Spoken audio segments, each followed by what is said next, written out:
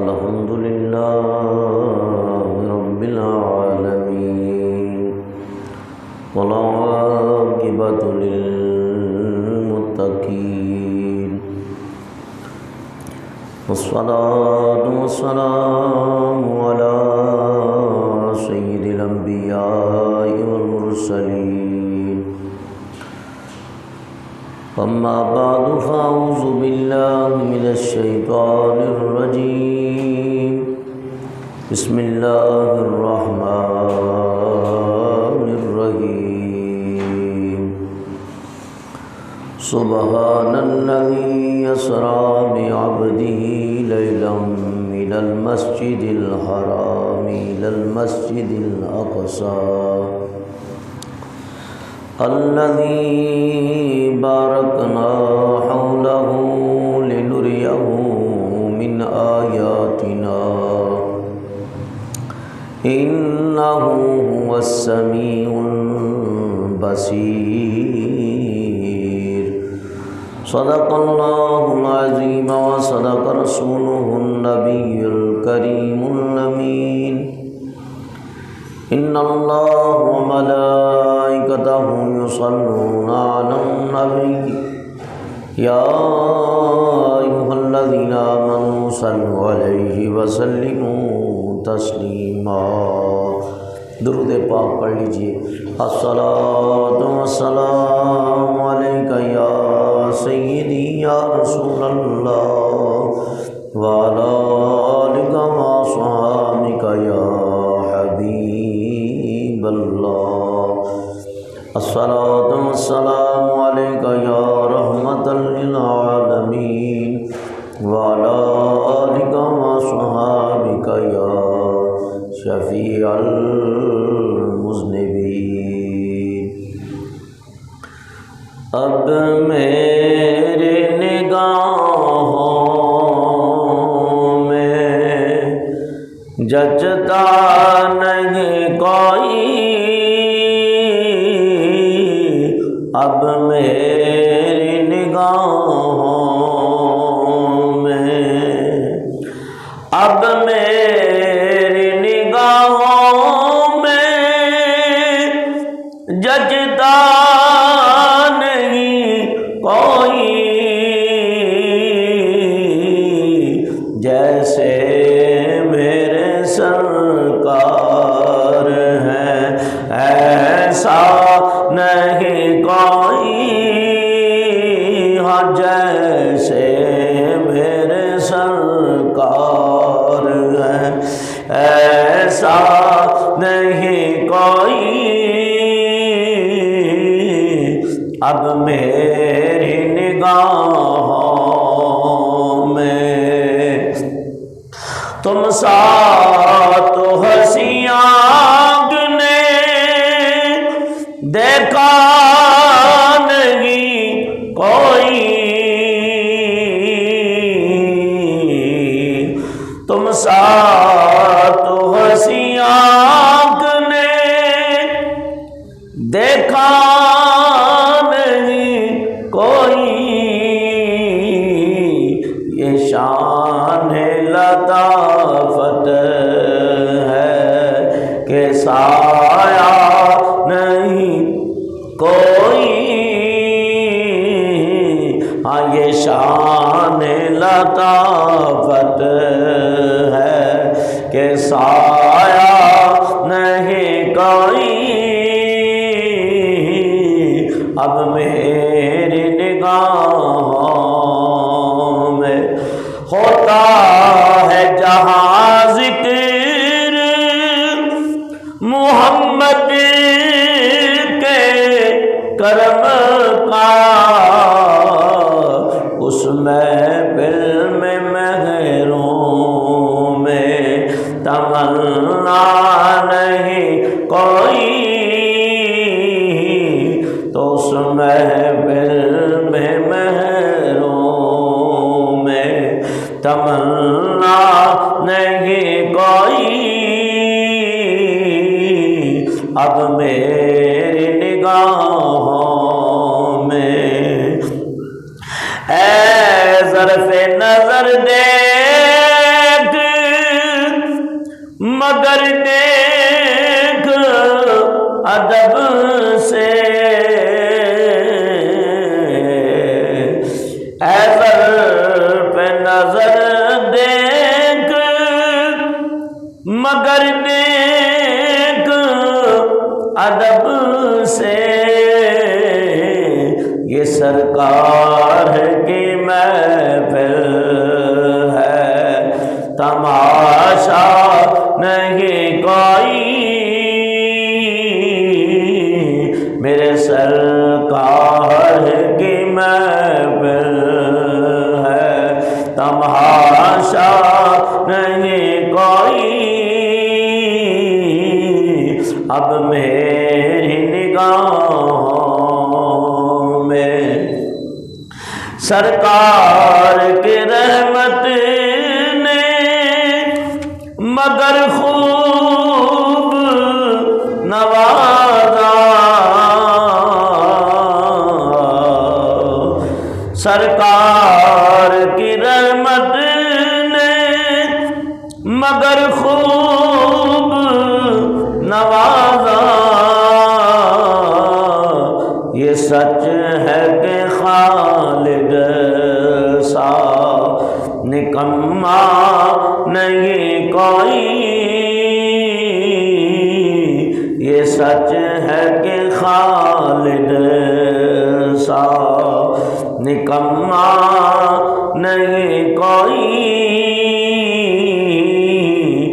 اب میری نگاہوں میں حمد و ثنا بعد نعت مصطفیٰ علیہ تحیۃ و ثنا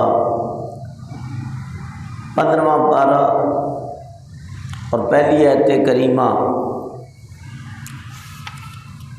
تلاوت کرنے کا شرف حاصل کیا ہے۔ سورہ بنی اسرائیل معراج کی وجوہات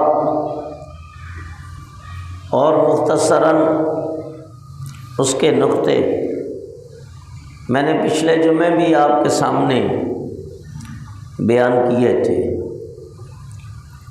اور معراج نبی پاک صلی اللہ علیہ وسلم کے معجزات میں سے وہ عظیم الشان اور بڑا معجزہ ہے کہ پوری تاریخ انسانی کے اندر اس کی مثال نہیں ملتی۔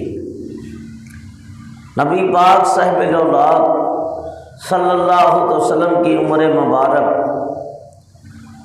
51 سال 4 مہینے 19 دن تھی جس وقت آپ کو معراج کرائی گئی، اور دن پیر شریف کا تھا، اور 27 رجب المرجب کی رات تھی۔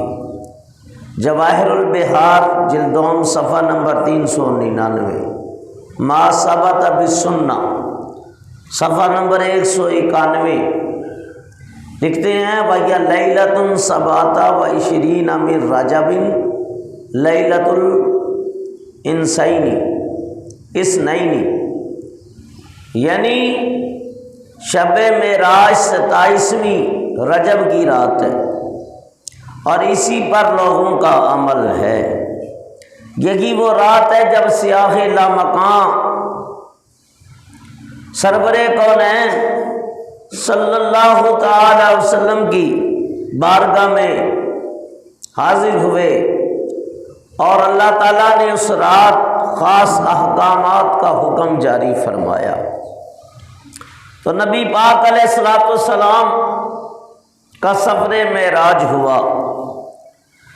نبی پاک کو ایک معراج نہیں بلکہ 34 معراجیں ہوئیں، اور یہ ان معراجوں میں سے پہلی معراج ہے جو مقام سدرہ اور لامکان کے منزلوں پہ ہوئی۔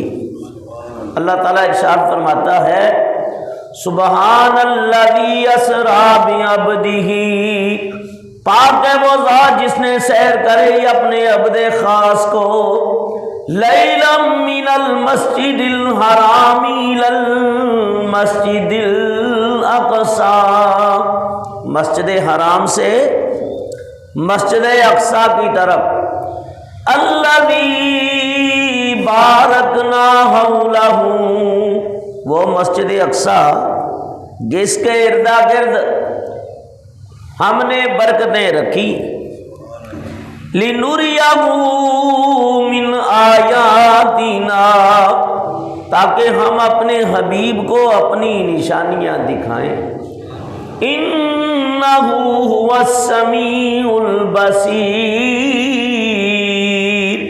بے شک اللہ تعالیٰ سنتا بھی ہے اور دیکھتا بھی ہے، یعنی وہ سننے والا بھی ہے اور دیکھنے والا بھی ہے۔ یہ اس آیت کریمہ کا ترجمہ، یہ وہ پیارا سفر ہے جس کا آغاز اللہ تعالیٰ نے لفظ سبحان سے کر دیا۔ اس کے اوپر جو اعتراضات تھے وہ بیان ہو چکے کہ سبحان کہہ کے تمام شک و شبہات کا رد کر دیا کہ دعویٰ میرے محبوب نے معراج پہ جانے کا نہیں کیا، دعویٰ پروردگار نے لے جانے کا کیا۔ تو اللہ ہر چیز پہ قادر ہے، وہ چاہے تو لے جا بھی سکتا ہے، واپس لا بھی سکتا ہے۔ نبی پاک علیہ السلام کا سفر معراج اللہ نے لفظ سبحان کہہ کے تمام شک و شبہات کا رد کر دیا۔ تو سبحان کا مطلب ہے پاک، کیا ہے؟ پاک۔ تو اگر آپ معراج پہ اعتراض کریں گے تو آپ کے اعتراض براہ راست اللہ پہ ہوں گے، تو اللہ جو ہے وہ ہر عیب سے پاک ہے۔ تو اس کا مطلب اور نتیجہ یہی نکلتا ہے کہ آپ اس واقعہ کو تسلیم کریں دل و جان سے، مانیں، انکار نہ کریں۔ انکار وہی کر سکتا ہے جو قرآن کو نہیں مانتا۔ تو قرآن کو نہ ماننے والا اگر ایک آیت کے کچھ کلمے کا بھی انکار کر دیتا ہے، تسلیم نہیں کرتا، تو اس کا ایمان قائم نہیں رہتا۔ اللہ فرماتا ہے سبحان الذی اسری بعبدہ، پاک ہے وہ ذات جس نے سیر کرائی بعبدہ، اپنے عبد خاص کو، اور عبد خاص حضور ہیں، آپ بھی عبد ہیں، اور جتنی روئے زمین پہ انسان ہے یہ اللہ کے بندے ہیں۔ ہاں، بندوں میں سے بعد بندے عبد معزون کہلاتے ہیں، بعد عبد عابد کہلاتے ہیں، اور بعد عبد رقیق ہیں۔ جتنے نیک اور صالح اور اللہ تعالیٰ سے ڈرنے والے متقی اور پرہیزگار انسان ہیں، یہ عبد رقیق کہلاتے ہیں۔ رقیق رقت سے ہے دل کا نرم ہونا، یعنی متقی پرہیزگار کا دل اللہ کے خوف سے نرم ہو جاتا ہے۔ عبد عابقن، کفار اور مشرکین یہ بھی اللہ کے بندے ہیں لیکن بھاگے ہوئے بندے ہیں، نافرمان اور سرکش بندے ہیں، اور اللہ کی رحمت سے محروم بندے ہیں کہ انہوں نے رب کی مخالفت کی اور بتوں کی پوجا و پرستش کی، غیر خدا کو سجدہ کیا، غیر خدا کو خدا مانا، تو اللہ کی خدائی کا انکار کر کے یہ کافر اور مشرک ہو گئے۔ یہ عبد عابقن کہلاتے، عبد معزوم اذن دیے گئے بندے، یعنی ایسا بندہ جو اپنے مالک کی صحیح طرح فرما برداری کرے، اس کے احکام کو مانے، اس کی باتوں کی مخالفت نہ کرے، تو مالک خوش ہو کے کہتا ہے بھئی یہ جو ہے نا میرا بندہ اور میرا متحدی، اس نے مجھے راضی کر لیا ہے، اب اس کا کہنا میرا کہنا، اس کا حکم میرا حکم، اس کا فیصلہ میرا فیصلہ۔ تو جتنے انبیاء و مرسلین ہیں یہ عبد معزون ہیں۔ اللہ تبارک و تعالیٰ نے انہی نبیوں کے بارے اور مرسلین کے بارے میں فرمایا اولئک انعم اللہ علیہم من النبیین، اللہ کو انہوں نے خوش کر دیا، رب ان سے راضی ہو گیا، یہ اپنے رب سے راضی ہیں، اور جب راضی مالک راضی ہوتا ہے تو پھر انعام دیتا ہے۔ خوشی کا اظہار کرتا۔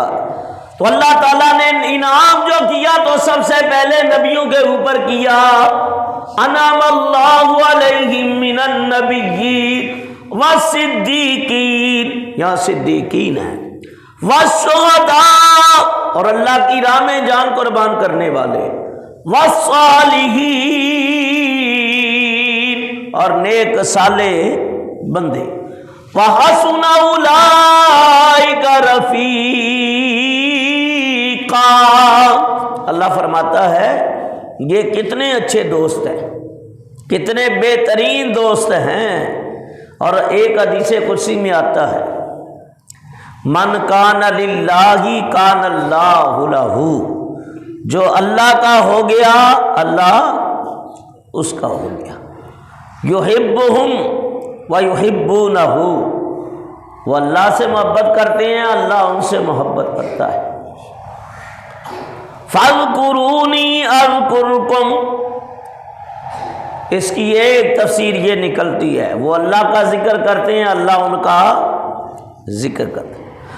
اللہ ولی الذی، اللہ ان کا ولی، الا ان اولیاء اللہ، یہ اللہ کے ولی، وہ اللہ کا ذکر کرتے ہیں، اللہ ان کا ذکر کرتا ہے، یہ اللہ کے ولی، اللہ ان کا ولی، اور وہ اللہ سے محبت کرتے ہیں، یہ اللہ ان سے محبت کرتا ہے۔ وہ اللہ کیوں گئے اور اللہ ان کا ہو گیا؟ تو نتیجہ میاں کیا نکلا؟ نتیجہ یہ نکلا اولیاء ذات قبائی یعرف مما سوائی، اللہ فرماتا ہے میں نے انہیں اپنی رحمت کی چادر میں لے لیا اور دنیا میں میں نے انہیں بے خوف اور بے غم کر دیا ہے۔ تو یہ اللہ کے پیارے ہیں، یہ صحیح بندے ہیں، عبد معزون اور عبد رقیق۔ اگر اس کی تقسیم کریں تو اس میں بھی ہزاروں نقطے چھپے ہوئے ہیں کہ عبد دیگر عبد چیز دیگر، عبد دیگر عبد چیز دیگر، اور این سراپا انتظار منتظر۔ فرمایا عبد ایک چیز ہے، عبد ہو کوئی اور ہی چیز ہے۔ عبد بھی اللہ کا بندہ، عبد ہو کوئی خاص ہی بندہ ہے کہ این سراپا انتظار منتظر، کہ ایک عبد وہ ہے جو انتظار کر رہا ہے۔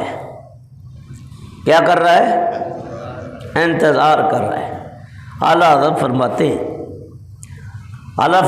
ہیں تبارک اللہ شان تیری تجھی کو زیبا ہے بے نیازی، تبارک اللہ شان تیری تجھی کو زیبا ہے بے نیازی، کہاں کہاں وہ جوش للترانی اور کہاں تقاضے وصال کے تھے۔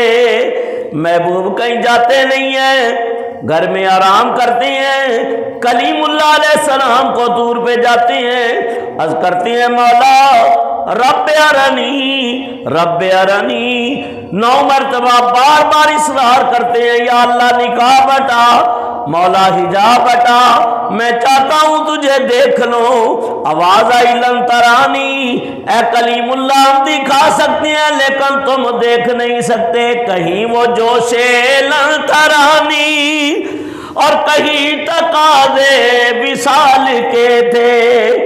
میاں ایک عبد وہ بھی ہیں جو انتظار کر رہے ہیں، اور ایک عبد یہ ہیں جن کا انتظار کیا جا رہا ہے، جن کا انتظار ہے۔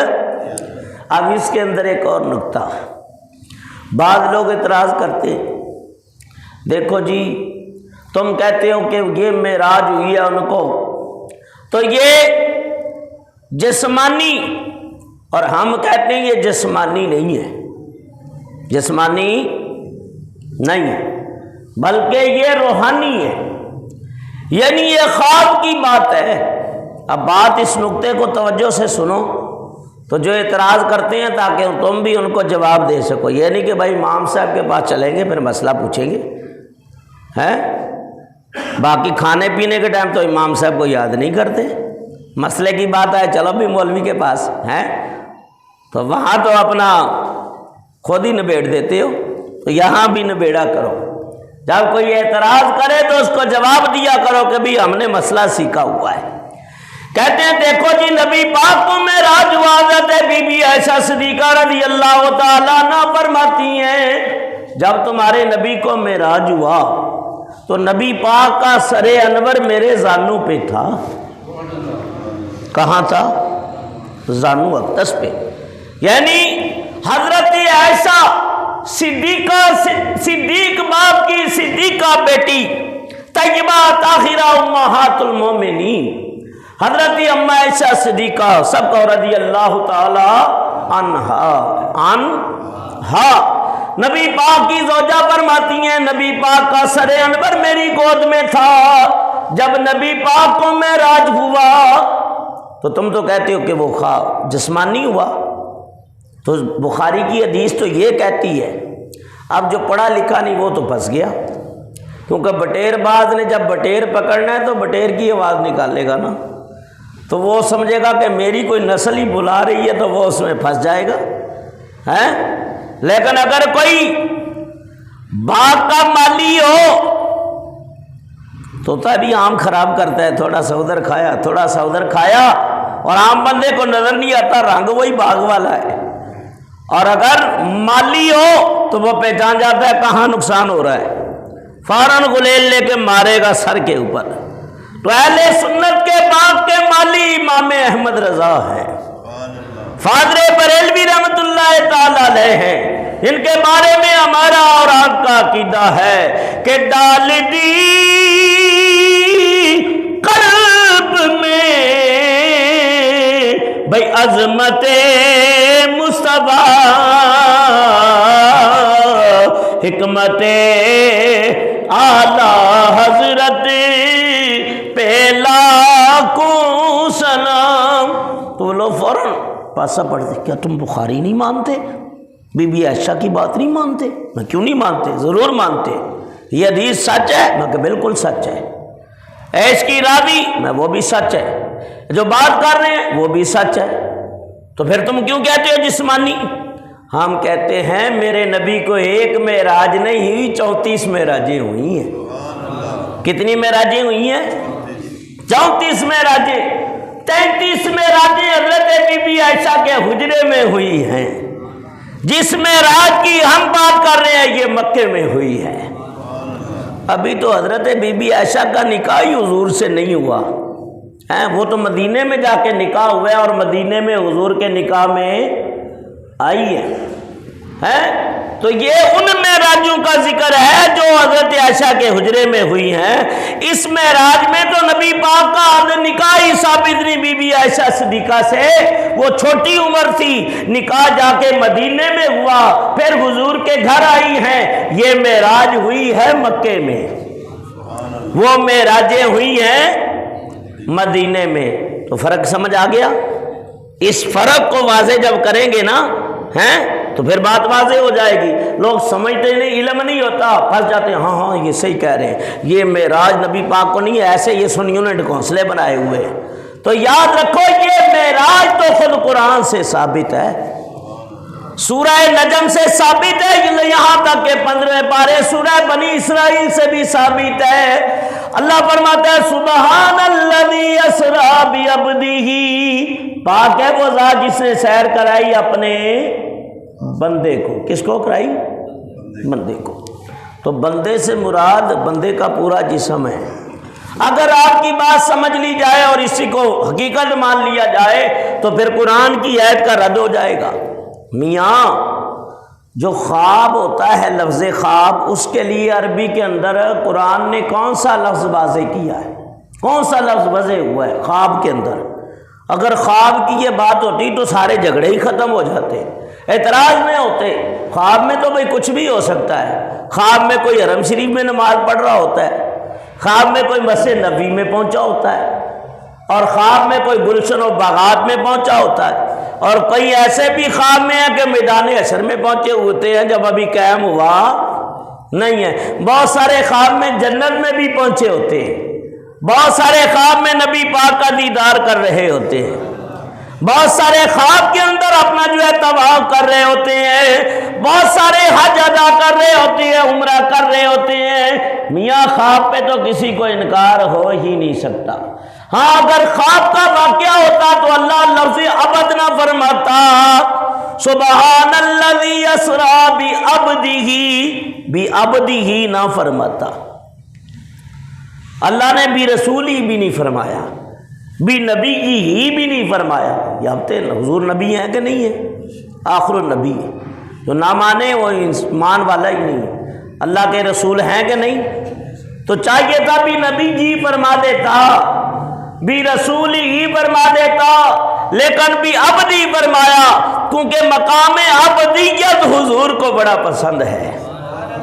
اللہ کو بڑا پسند ہے جو بندہ اس کی عبدیت میں کامل ہو جائے۔ نبی پاک تو ساری ساری رات عبادت کرتے تھے، اور واقعہ بھی عبدی ہی کے حقیقی مظہر حضور ہیں، بھی عبدی ہی۔ دیکھو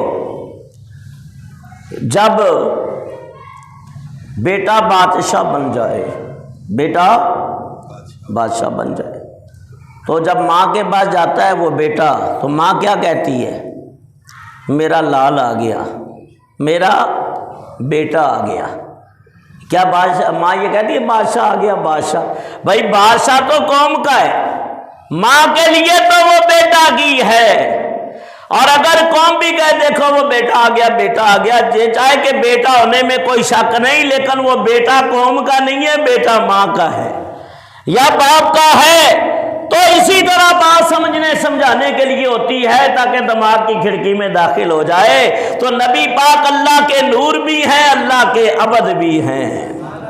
جب اللہ کی بارگاہ میں گئے تو اللہ تعالیٰ نے فرمایا میں نے سیر کرائی اپنے بندے کو، سیر کرائی اپنے بندے کو، اور وہی بندہ جب اللہ سے مخلوق کی طرف آیا تو پھر اللہ نے کیا فرمایا؟ ارسلت الی الخلق الکافہ، اے پیارے نبی میں نے آپ کو تمام کائنات کی طرف رسول بنا کے بھیجا۔ یا ایھا النبی، اے نبی، انا ارسلناک شاہدا، میں نے اپنے بندوں کی طرف آپ کو شاہد بنا کے بھیجا، مبشرا ونذیرا، ہم نے مبشر بنا کے بھیجا، ہم نے نذیر بنا کے بھیجا، وداعیا الی اللہ باذنہ وسراجا منیرا، ہم نے داعی اللہ بنا کے بھیجا ہے، سراج منیر بنا کے بھیجا۔ تو وہ جب اللہ کی بارگاہ میں گئے تو عبد کہلائے، میرے اور آپ کی طرف جب آئے تو اللہ کے نبی کہلائے۔ اللہ کا حق ہے انہیں اپنا محبوب کہے، انہیں اپنا عبد کہے، انہیں اپنا بندہ مقرب کہے، اپنا حبیب کہے، لیکن وہ جب مخلوق کی طرف آئے تو مخلوق کو فرمایا تو تم کہو یا نبی اللہ، یا حبیب اللہ، یا رسول اللہ۔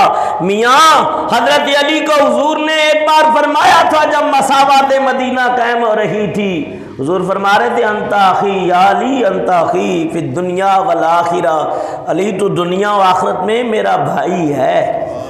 کیا ہے؟ لیکن کہیں ثابت کرو حضرت علی نے بھائی کہا ہو ہیں؟ اور لوگ تو کہتے بھائی کی سی تعظیم کرنی چاہیے، وہ عقل نو ہاتھ مارو ہیں۔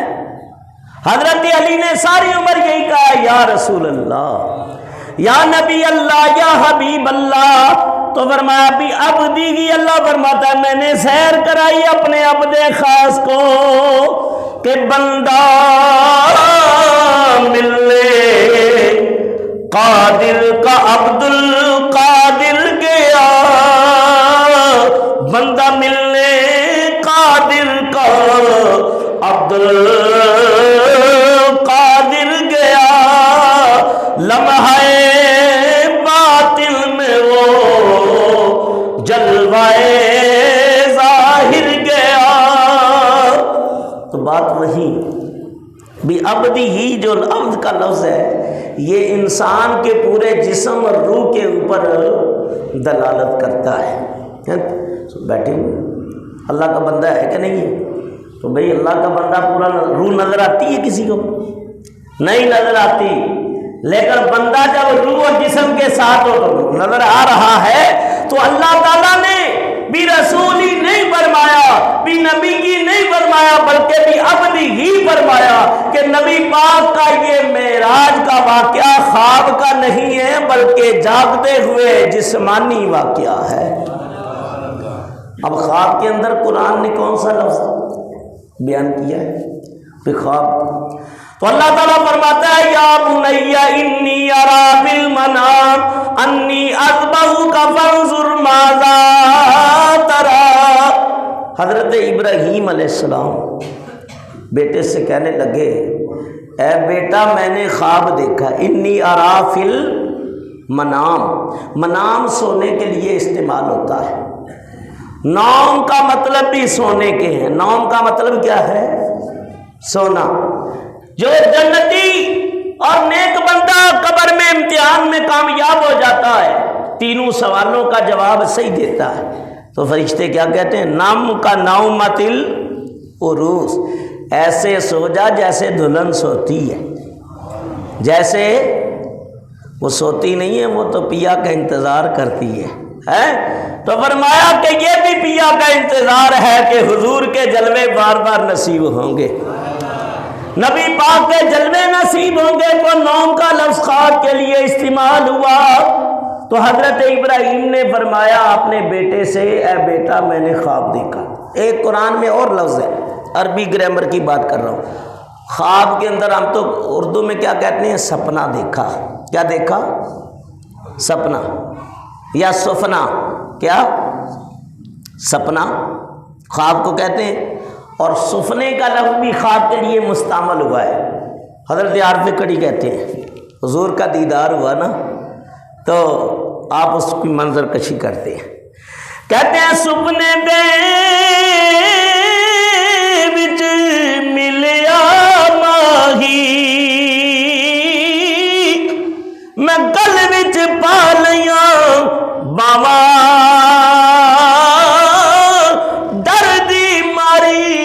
اکھ نہ کھولا تے متے پھر بچھڑ نہ جاواں۔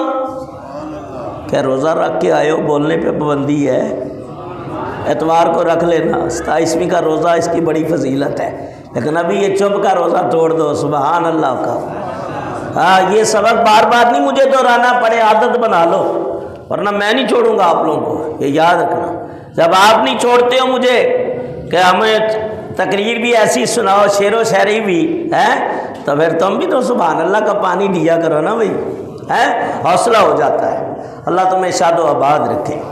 فرمایا کہ لفظ منام آیا اور رؤیا کا لفظ استعمال ہوا۔ اللہ فرماتا ہے جب خلیل اللہ نے حضرت اسماعیل ذبی اللہ کو لٹا لیا، پورے وسوخ کے ساتھ چھری گلا اسماعیل کے اوپر رکھ دی، فرمایا فلک سے ماں کھڑا تھا زمین سے میٹھی، نہ اسے پیش تر دیکھا تھا ایسا دنیا نے نظارہ۔ فرمایا کہ حضرت اسماعیل نیچے ہیں، حضرت ابراہیم چھری ہاتھ میں پکڑی ہوئی ہے اور کہتے ہیں چلا دیتے ہیں پورے یقین کامل کے ساتھ۔ اللہ فرماتا ہے لقد صدقت الرؤیا، اے خلیل تو نے خواب سچا کر دکھایا، لقد صدقت الرؤیا، تو نے خواب سچا کر دکھایا۔ فرمایا وَفَدَيْنَاهُ بِذِبْحٍ عَظِيمٍ، ہم نے بدلے میں ذبیح عظیم کر دیا۔ وَكَذَلِكَ نَجْزِي الْمُحْسِنِينَ، اپنے پیاروں کو ایسا ہی سلام دیا کرتے ہیں۔ تو خواب کے اندر کتنے لفظ آ گئے؟ دو، ایک ہو گیا رؤیا، لفظ رؤیا، اور ایک لفظ آتا ہے منام۔ کیا آتا ہے؟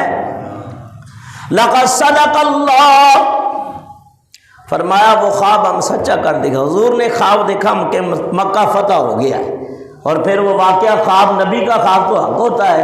دیکھا پھر ایک وقت آیا کہ مکہ فتح ہو گیا، بغیر لڑے ہوئے تلوار اٹھائے ہوئے مکہ فتح ہو گیا. تو یاد رکھو میرے بزرگوں دوستو کہ خواب کے لیے قرآن اور حدیث میں لفظ رؤیا استعمال ہوتا ہے یا لفظ منام استعمال ہوتا ہے؟ منام استعمال ہوتا ہے. تو اگر یہ خواب کا واقعہ ہوتا تو اللہ ان دو لفظوں میں سے کوئی لفظ لے آتا. اگر یہ خواب کا ہوتا، کیونکہ رب زیادہ علم رکھتا ہے یا بندے زیادہ رکھتے ہیں؟ اور رب نے تو سب کو علم دیا، 50,000 علم کی اقسام ہیں اللہ نے نبیوں کو. آدم علیہ السلام کی، آج میں تفسیر پڑھ رہا تھا، اس میں لکھا تھا کہ ہم نے آدم علیہ السلام کو 7 لاکھ زبانوں کا علم دیا ہے. کتنا؟ 7 لاکھ زبانوں کا علم. اور حضور کا علم، تمام انبیاء کا علم، تمام مرسلین کا علم اکٹھا کر لیا جائے تو حضور کے علم کے سامنے کچھ بھی نہیں ہے. علامہ بصیری، شرف الدین بصیری بڑی پیاری بات کرتے ہیں، اگر میرے ساتھ پڑھو تو مجھے بھی مزہ آئے. پڑھیے، مولایا صلی وسلم دائما ابدا علی حبیبک خیر الخلق لیہمی. مولایا صلی وسلم دائما ابدا علی حبیبک خیر الخلق. اور محمد سید القونین والثقلین والفریقین من عرب ومن عجم. مولایا صلی وسلم دائما ابدا علی حبیبک خیر الخلق فإن من جودك الدنيا وضرتها ومن علومك علم الله والقلم. مولا وسلم دائما ابدا على حبیب. ارے علامہ بصیری نے آخری دعا کی ہے، یا ربی بالمصطفیٰ بل، ہاتھ اٹھا کے، یا ربی بالمصطفیٰ بلغ مقاصدنا واغفر لنا ما مضى يا وسيع الكرم. مولاي صل وسلم دائما. تو یاد رکھو علامہ بصیری کہتے ہیں یا رسول اللہ، یا حبیب اللہ، لو کا علم، کرسی کا علم، زمین و آسمان کا علم ہے، آسمانوں کا علم آپ کے علم کا ایک قطرہ ہے، آپ کے علم کا ایک قطرہ ہے. تو میاں یاد رکھو اللہ بھی علم والا ہے، اللہ کے بعد اس کی عطا سے نبی پاک بھی علم والے ہیں. یعنی اللہ کو علم تھا اور حقیقت رب نے بیان کی ہے. اللہ سے سچ زیادہ کون بولے؟ اللہ سے سچی بات، سچا کلام کس کا ہو سکتا ہے؟ تو اللہ کو علم بھی تھا. اگر یہ خواب کا ہوتا تو اللہ لفظ منام استعمال کر دیتا، لفظ رؤیا استعمال کر دیتا. اتنی گہرائی میں جا کے آسان لفظوں میں کوئی نہیں سمجھائے گا. تو یہ واقعہ خواب کا نہیں ہے، یہ جاگتے ہوئے معراج ہوئی ہے. تو اس لیے اللہ فرماتا بھی عبدی، میں نے سیر کرائی اپنے بندے کو، لیلا من المسجد الحرام الى المسجد الاقصی، مسجد حرام سے مسجد اقصی کی طرف. مسجد لیلن، رات کے تھوڑے سے حصے میں. یہ تھوڑا سا حصہ کس کا ترجمہ ہو جائے گا؟ تو سنو یہ نقطے ہیں آج، اور باقی وضاحت اس کی انشاءاللہ کل ہوگی. کیونکہ کل جاگنے کی رات ہے اور شب معراج بھی ہے اور آپ نے آنا بھی ہے، اور کل بھی بیان کروں گا انشاءاللہ۔ تو بھائی لیلن، رات کے تھوڑے سے حصے میں، یہ دیکھو یہ جو لیلن کے اوپر ہے دو زبر ہیں، کیا ہے؟ دو زبر، بولو دو زبر، دو زیر، دو پیش۔ یہ دو زبر، دو زیر، دو پیش جو پڑھتے ہیں، علم تجوید پڑھتے ہیں، وہ اچھی طرح اس سے واقف ہیں کہ یہ نون تنوین کہلاتی ہے، نون تنوین کہلاتی ہے، اور نون تنوین کا مادہ جو ہے یہ تقلیل اور قلت کے اوپر دلالت کرتا ہے، یعنی پوری رات نہیں، رات کا تھوڑا سا حصہ۔ یعنی اللہ نے سیر کرائی اپنے عبد خاص کو رات کے تھوڑے سے حصے میں، تو رات کو کیوں کرائی بھائی؟ دن کو بھی تو ہو سکتی تھی، لیکن فرمایا اس کے اندر بھی بڑے نقطے اور حکمتیں، ظاہر کچھ اور ہوتا ہے، باطن کچھ اور ہوتا ہے۔ یہ کتاب ہے، سن دیکھو بڑی مستند اور جامع کتاب ہے، درۃ التاج فی مسئلۃ المعراج۔ اس کے اندر بعض محققین اور مفسرین، مدققین، متاخرین، ان کی حکمتوں سے بڑے نکتے اکٹھے کیے گئے۔ ان میں سے فرمایا بے شک ظاہر نظر میں دن رات سے افضل ہے، دن رات سے، کیونکہ دن میں جو انسان عمل کرے گا وہ آپ دیکھ لیں گے، اگر اچھا عمل کرے گا وہ بھی نظر آ جائے گا، برا عمل کرے گا تب بھی نظر آ جائے گا، کیونکہ دن روشن ہے، سورج چمک رہا ہے اور سب کو چمکا رہا ہے، واضح ہے دن افضل ہے۔ حقیقت حال یہ ہے، یہ سب بخوبی جانتے ہیں، حتیٰ کہ تمام نظام انسانی، حصول معیشت، کاروباری معاملات جو انسان سے وابستہ ہیں وہ سارے دن ہی میں کیے جاتے ہیں۔ شرعی نقطۂ نظر سے چند باتیں میں کر رہا ہوں، چند وجوہات کی وجہ سے رات کو دن پہ فضیلت حاصل ہے۔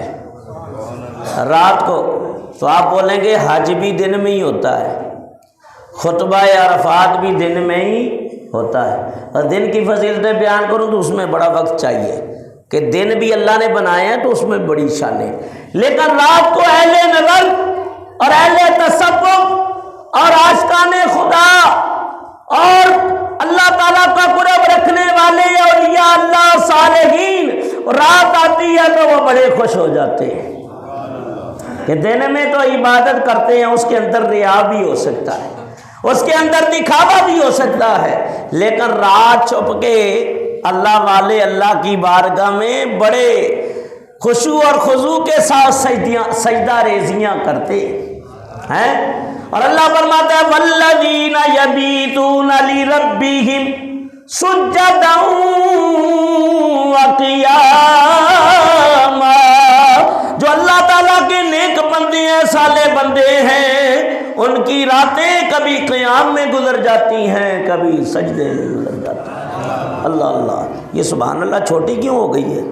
اس کو بڑا کر کے کہو نا ذرا سارے مل کے۔ ہاں، اور رات پیٹ بے دردانو اور مٹھی نیندر آوے اور درد مدانو یاد سجن دی تے ستیاں آن جگاوے۔ تو جتنے اولیاء اللہ ہیں، حضرت امام اعظم ابو حنیفہ ساری رات نفل پڑھتے گزار دیتے تھے، پڑوس میں ایک یہودی کا گھر تھا، جب آپ کا پردہ ہوا وصال ہو گیا تو وہ بچہ کہنے لگا ابا سے رات کو ہمارے ساتھ جو گھر ہے اس میں ایک درخت نظر آتا تھا، کہا بیٹا وہ درخت نہیں تھا، وہ مسلمانوں کے امام اعظم نعمان ابن ثابت ابو حنیفہ رضی اللہ تعالیٰ عنہ، حضرت امام زین العابدین 400 نوافل رات کو پڑھا کرتے تھے، غوث پاک کی کیفیت 15 سال تک آپ نے، یہاں تک کہ ہر رات ایک قرآن ختم کر دیتے۔ حضرت عثمان غنی شروع کی بات ہے، بعد میں پھر 3 دن میں ختم کر دے، اور رات کو پورا قرآن ختم کر دے۔ حضرت تمیم رضی اللہ تعالیٰ عنہ، سعید ابن جبیر ہے، خواجہ خواجگاں معین بے کساں غریب نواز، ایک قرآن دن میں ایک رات کو ختم کرتے ہیں۔ یہ ایسے اللہ والے جن کی رات آ جاتی تو وہ بڑے ہی خوش ہوتے، خدا کا شکر ہے اللہ نے اب ہمیں رات عطا کر دی، جی بھر کے اس کی بندگی کریں۔ تے راتی زاری کر کر روندے تے نیند اکی تھی تو دے اور فجری آؤ گنہار کہاں تے سب سینی میں ہوں دے۔ تو رات میں پردہ ہے، رات میں عاشقوں کے لیے عید ہے، اور رات میں یار کے جلووں کی دید ہے۔ اللہ تعالیٰ ارشاد فرماتا ہے لیلۃ القدر خیر من الف شہر، یعنی سال میں ایک رات ایسی آتی ہے جسے شب قدر کہتے ہیں، ایک رات کو عبادت کر لو 1000 مہینوں کی عبادت کا ثواب مل جائے گا، ہے کہ نہیں؟ اور فرمایا رات جب ہوتی ہے تو رضا الہی نصیب ہو جاتی ہے، اور وہ رات ہی کو یہ مرتبہ مقام حاصل ہے۔ اور رات میں جو خرچ کرتے ہیں اس میں دکھاوا نہیں ہوتا۔ اللہ فرماتے ہیں الذین ینفقون اموالہم باللیل، اللہ کے وہ لوگ، وہ بندے جو صدقات کو رات میں خرچ کرتے ہیں۔ ایک نکتہ اور سنو، اہل سعادت کو، اہل سعادت شقاوت کو نہیں، اہل سعادت کو عبادت کے خزینے اور خزائن رات میں حاصل ہوتے ہیں۔ بیان ہو چکا، امن ہوا قانت آناء اللیل، اور وہ شخص جو رات کے اوقات میں خشوع خضوع سے اللہ کی عبادت کرتا ہے، اور رات کی تلاوت کا بھی اپنا مزہ ہے۔ یتلون آیات اللہ آناء اللیل، اور اللہ کے محبوب بندے رات کو اوقات میں اللہ کے قرآن کی تلاوت کرتے ہیں۔ اور پھر فرمایا کہ زینت، تجمل، سکون، صدق، توکل کو دوام اور استمرار رات میں حاصل ہوتا ہے۔ وَجَعَلْنَا اللَّيْلَ سَاكِنًا، ہم نے رات کو سکون کا سبب بنایا۔ اور قرآن مجید میں 4 دفعہ، کتنی دفعہ؟ 4 دفعہ اللہ تعالیٰ نے رات کی دولت کو قسم فرمایا، یعنی رات کی قسم فرمائی، یعنی اللہ کی بارگاہ میں رات کو یہ مقام حاصل ہے۔ 4 مرتبہ رب نے قسم فرمائی۔ اور سنو قرآن، واللیل وما وسق واللیل اذا عسعس واللیل اذا یغشا واللیل اذا سجا۔ اور نمبر 7، رکوع اور سجود کرنے والوں کو بسط اور اطمینان کی دولت رات کو ملتی ہے۔ وَمِنَ اللَّيْلِ فَسَبِّحُوا، رات کے وقت تو آپ اللہ تعالیٰ کی تسبیح بیان کریں۔ حقائق و اسرار الہی کی معرفت حاصل کرنے والوں کو آیات قدرت میں تفکر اور تدبر کا موقع رات کو ملتا ہے۔ وَمِنْ آیَاتِ مَنَامُكُمْ بِاللَّيْلِ، رات اللہ کی قدرت کی نشانیوں میں سے تمہاری طرف نشانیاں ہیں، تمہاری رات کو نیند بھی تمہیں سکون دیتی ہے۔ بندگان پروردگار جو تہجد میں ان کی جبین مبین میں نورانیت کا ظہور رات کی عبادت کے سبب ہوتا ہے، یعنی تہجد گزار آدمی کا چہرہ دیکھو گے نا تو اس کو بتانے کی ضرورت نہیں پڑے گی، چہرے کا نور بتائے گا کہ رات کا جاگنے والا ہے، شب بیدار ہے، شب پر آپ فجر میں بھی آ جاؤ تو بڑی بات ہے۔ تہجد جس کو نصیب ہو جائے سمجھو بلاوا آسمان سے آ گیا ہے، اللہ کا شکر ادا کیا کرے۔ لیکن فرمایا کہ اللہ کی بارگاہ میں کھڑا ہونا نصیب ہوتا ہے یہ تہجد گزاروں کو، تو ان کے چہرے نورانی ہوتے ہیں۔ اللہ کے حبیب فرماتے ہیں یہی لوگ جب قیامت کے دن پرسرا سے گزرنے لگیں گے، جہنم چیخ چیخ کے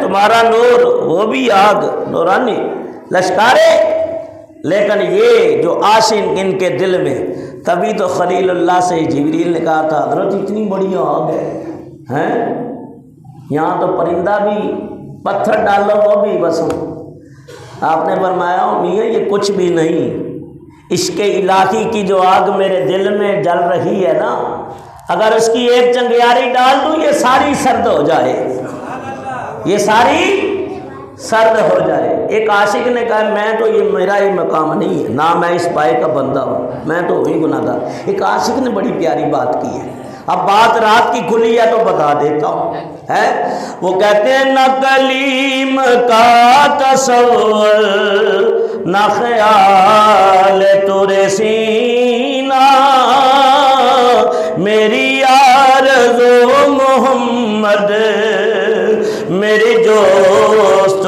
جو مدینہ، بولو میری گونج بڑھ جائے، میری آرزو محمد میری دوست جو مدینہ، میں غلام مصطفیٰ ہوں، میری عظمت نہ پوچھو، مجھے دیکھ کر جہنم، مجھے دیکھ کر جہنم کو بھی آ گیا پسینہ، نہ کلیم، یہ بے نمازیوں دیکھ کے اسے پسینہ نہیں آئے گا، وہ تو اور تڑپے گا، ہو میرے اندر ہے بے نمازی، زانی، شرابی، چور اور غلیظ بکواسات اور مغلظات پکنے والے جہنم تو ان کی تلاش میں ہے، یا اللہ مجھے بھار ایسے لوگوں سے۔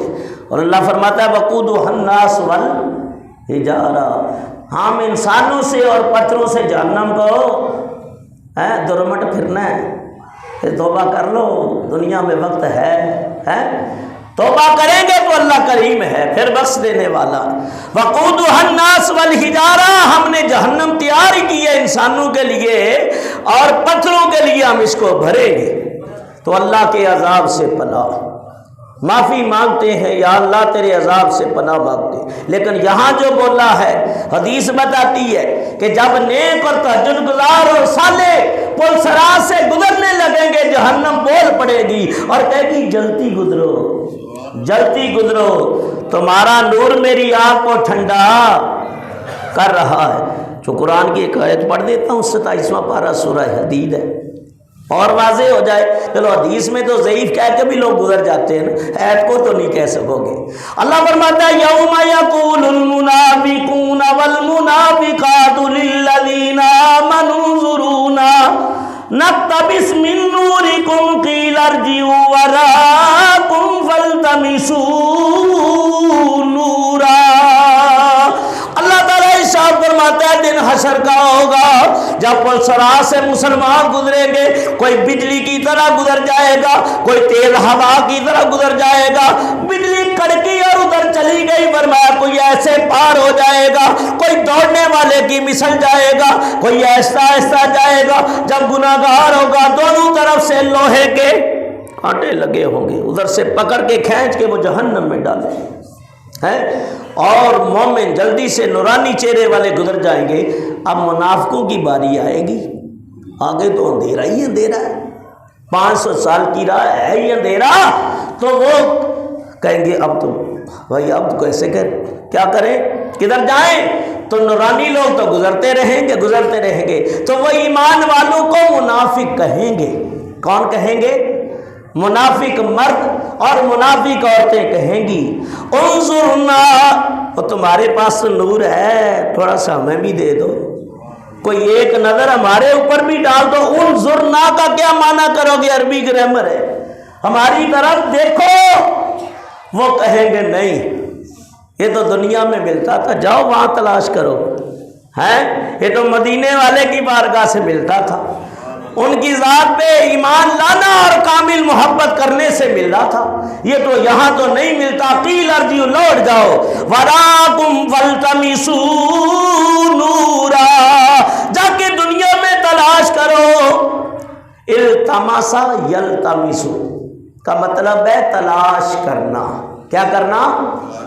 اور من حب سے، عشق سے، لگن سے، خضوع سے، من طلبا فقد وجدا، جو طلب کرتا ہے وہ پا لیتا ہے۔ تو بات چل رہی تھی، فرمایا کہ رات کے اپنے نظارے ہیں۔ من کثر صلاتہ باللیل احسن وجہہ بالنہار، جو شخص رات کو نوافل بہت پڑھے گا، دن کو اس کا چہرہ نور عبادت سے روشن ہوگا۔ موسیٰ علیہ السلام کو توریت جو ہے وہ رات کو عطا کی گئی۔ پہلے فرمایا سلاسین لیلتن ووعدنا موسیٰ، ہم نے موسیٰ سے وعدہ کیا 30 راتوں کا، اور پھر انہوں نے کیا کیا کہ مسواک کر لی۔ 30 دن حکم ہوا تھا روزے رکھو اور عبادت کرو، مسواک کر لی، اور وہ جو خوشبو تھی جو روزے دار کے منہ کی ہوتی ہے وہ مشک و عنبر سے، یہ شریعت موسیٰ کی بات ہے۔ اس امت میں روزے میں مسواک کرنا سنت ہے، یہ زیادہ، اور 1000 بیماریوں کا علاج ہے مسواک کے اندر۔ نبی پاک نے فرمایا معدے کی جتنی بیماریاں ان کے لیے مسواک سنت ہے، کیا کرو، منہ بدبودار نہیں ہوگا۔ اب وہ منہ میں جو سلاجیت ڈالتے ہیں نا آ کے مسجد کے یہ وضو خانے میں آ کے ڈالتے ہیں، ایسے بندوں کے پاس اگر بیٹھ بھی جائے تو منہ سے بدبو آ رہی ہوتی ہے۔ منہ کو خوشبودار رکھا کرو، اللہ کے حبیب فرماتے ہیں، اور پیاز اور لہسن کھا کے مسجد میں نہ آیا کرو، فرشتوں کو تکلیف ہوتی ہے۔ منہ صاف نہیں کرتے اور ایسے ایسے مواد کھاتے ہیں، پان گٹکا، وہ پاس آدمی بیٹھا وہ بھی آواز آ رہا ہے، بات ہوتی ہے تو وہ بھی اپنے منہ پہ چہرے پہ ایسے رومال رکھ لیتا ہے۔ کیا ہے؟ تو بھائی مسلمان کو اللہ نے یہ پاکیزہ منہ کس لیے دیا ہے؟ اس کو خوشبودار رکھو، اس سے اللہ کا ذکر کرو، تلاوت قرآن کرو، نعت پڑھو، بیان سنو اور کیا کرو، اور نبی کی شانیں بیان کیا کرو۔ ارے اے منہ ہے تو لوگ کہہ دیتے ہیں نا، تو منہ کو اگر اچھا رکھو گے تو لوگ تمہارے بالکل قریب آئیں گے، اور اس منہ کو خدا سلامت رکھے۔ اللہ کے حبیب نے حضرت کعب ابن عباس سے حسان ابن ثابت سے فرمایا، اے حسان اللہ تیرے منہ کو سلامت رکھے کہ جس منہ سے نبی کی شانیں بیان ہوتی ہے، نبی کی شانیں بیان ہوتی ہیں۔ تو مسواک کر لی، حکم ہوا 10 روزے اور بڑھا دے، 40 راتیں ہو گئی تو توریت رات کو ملی۔ موسیٰ علیہ السلام کو فتح اور نصرت کی بشارت جو وہ رات کو ملی، اور پھر فرمایا فاسری بعبادی لیلاً، میرے بندوں کو رات کے وقت لے جاؤ، اللہ نے حکم دیا موسیٰ علیہ السلام کو۔ ابھی بہت ساری باتیں ہیں رات کے بارے میں، پر پھر وہی لوٹتا ہوں۔ فرمایا سبحان الذی اسریٰ بعبدہ لیلا من المسجد الحرام، پاک وہ ذات جس نے سیر کرائی اپنے عبد کو رات کے تھوڑے سے حصے میں۔ تو رات کو معراج کرانے کی وجہ سمجھ آ گئی؟ اب اتنے حوالے تو میں نے آدھا گھنٹہ رات پہ ہی لگا دیا ہے، اب تو سمجھ آ جانی چاہیے۔ تو فرمایا کہ ہم نے مسجد حرام سے مسجد اقصیٰ کی طرف اپنے نبی کو لے گئے، الذی بارکنا حولہ، جس کے اردا گرد ہم نے برکتیں رکھی ہیں۔ کیا رکھی ہیں؟ برکتیں۔ کون سی برکتیں ہیں وہاں؟ بھائی میدان عرفات تو مکہ میں ہے، صفا و مروہ تو مکہ میں ہے، کعبۃ اللہ تو مکہ میں ہے، اور مینا تو مزدلفہ یہ تو مکہ میں ہے، جبل احد مکہ میں ہے، جبل حرا مکہ میں ہے، جبل ثور مکہ میں ہے، برکتیں تو ساری ادھر ہیں، ادھر برکتیں کیسی ہیں؟ یا فرمایا اللہم بارک لنا فی یمننا و شامنا، میرے آقا فرماتے ہیں یا اللہ میرے شام میں برکت دے دے، میرے یمن میں برکت دے دے۔ یہ زلزلے جو آ رہے ہیں انسانوں کے کرتوت ہیں، ان کے کسب ہیں، اور یہ بھی اللہ سے ڈرا کرو، اگر کسی زمین پہ آیا ہے تو ان کی بدعمالیاں ہیں، کبھی تمہاری بدعمالی کی وجہ سے بھی پکڑ ہو سکتی ہے، اللہ نہ کرے۔ اللہ سے ڈرتے رہو، اللہ کے عذاب سے پناہ مانگ۔ اب یہاں برکتیں کیا ہے؟ فرمایا یہاں برکت کا مقام مسجد اقصیٰ ہے، جس کو مقام ایلیا بھی کہتے ہیں، ہیکل سلیمانی بھی کہتے ہیں۔